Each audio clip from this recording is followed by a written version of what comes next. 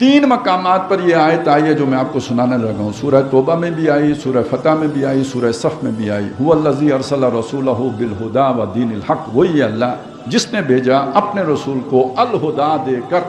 یہ الہدا قرآن مجید, اور یہ قرآن مجید جو سارے رسولوں کی بات آئی تھی نا, وَأَنزَلْنَا مَعَهُمُ الْكِتَابَ, ان کے ساتھ کتاب اتاری. اس سے پہلے تھا بالبینات, 2 چیزیں تھیں نا, ایک تیسری میزان تھی. یعنی پہلے جو رسولوں کا ذکر ہے وہاں 3 چیزوں کا ذکر ہے. لَقَدْ أَرْسَلْنَا رُسُلَنَا بِالْبَيِّنَاتِ, بینات 1, اور وَأَنزَلْنَا مَعَهُمُ الْكِتَابَ 2, اور وَالْمِيزَانِ 3.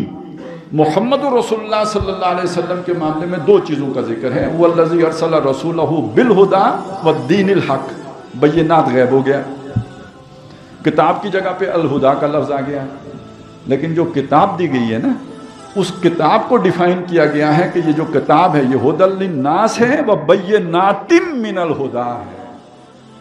یہ 2 in 1 ہے. اس میں بینات بھی ہیں اور ہدایت بھی ہے, کتاب بھی ہے, فرائض بھی ہیں, احکام بھی ہیں. تو یہ 2 چیزیں اس ایک کتاب میں جمع ہیں. لہذا الہدا میں وہ 2 باتیں آ گئیں جو باقی رسولوں کے ضمن میں آئی تھیں. اور میزان کی جگہ پہ ایک نیا لفظ آ گیا, مرکب اضافی آیا, یا اسے بعض توصیفی بھی کرتے ہیں اگرچہ کہ اس کی ظاہری شکل اضافی والی ہے. دین الحق, الحق کا دین یعنی اللہ کا دین. دین اللہ, اللہ کا دین. یہ دین اللہ کس کے بدل میں آیا؟ وہ میزان عدل کے مقابلے میں. یعنی اللہ کا دین ہے وہ میزان جو انصاف قائم کر دیتی ہے.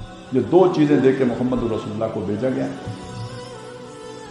جس کا مطلب کیا ہے؟ الہدا کے ذریعے سے وہ اتمام حجت کون سے والا کریں کہ ہر بندے کو سمجھ آ جائے کہ اللہ کیا چاہتا ہے.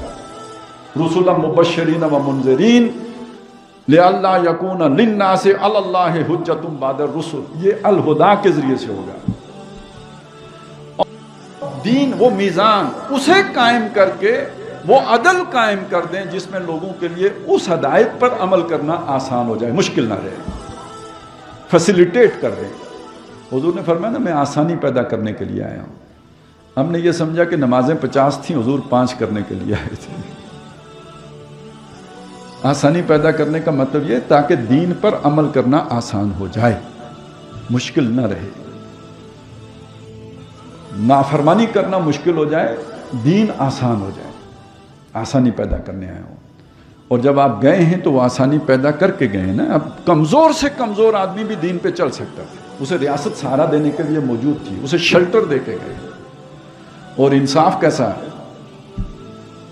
خوشحال ترین معاشرہ قائم کر کے گئے. ہر ایک کو اس کے پورے پورے حق دینے والے لوگ تیار کر کے گئے. آج بھی دنیا مثالیں دیتی ہے. عمر لاز کی بات کی جاتی ہے, میں ذرا اس میں زیادہ نہیں جاتا. ہم نے تو ایک روٹی کپڑے مکان پہ ہی ہم جھوم گئے تھے, تو وہاں روٹی کپڑا مکان ہی نہیں, تعلیم اور علاج بھی تھا. جو بچہ پیدا ہو جائے وہ آج ماڈرن سٹیٹس میں, ساری دنیا میں نہیں ہے, بڑی ترقی یافتہ جو مہذب دنیا جو سمجھی جاتی ہے, وہاں پہ بچوں کے لیے یہ وظائف مقرر کیے گئے ہیں. آج سے 1500 سال پہلے محمد رسول اللہ کے تعلیم یافتہ لوگوں نے یہ وظیفے مقرر کر دیے تھے. حضرت عمر کے دور میں یہ وظیفے مقرر ہو گئے تھے. بچہ پیدا ہوتے ہی اس کا وظیفہ, ریاست اس کا خرچہ اٹھانا شروع کر دے گی اگر ماں باپ نہیں اٹھا سکتے تو. خیر, یہ نظام جب حضور نے قائم کیا تو اب غم روزگار تو ختم ہو گیا نا. اب لو لگائی جا سکتی ہے نا اللہ سے, اب اللہ کی طرف مڑا جا سکتا ہے. یہ تھا آپ صلی اللہ علیہ وسلم کا کام, مشن جو آپ کو دے کے بھیجا گیا. میں اپنی جگہ پہ یہ سمجھتا ہوں کہ اگر بات صرف نمازوں کی ہو, جتنے اسلام پر ہم عمل کرتے ہیں, اگر اتنا ہی اسلام ہوتا نا, اس اسلام کو ماننے میں ابو جہل کو بھی کوئی رکاوٹ نہ ہوتی.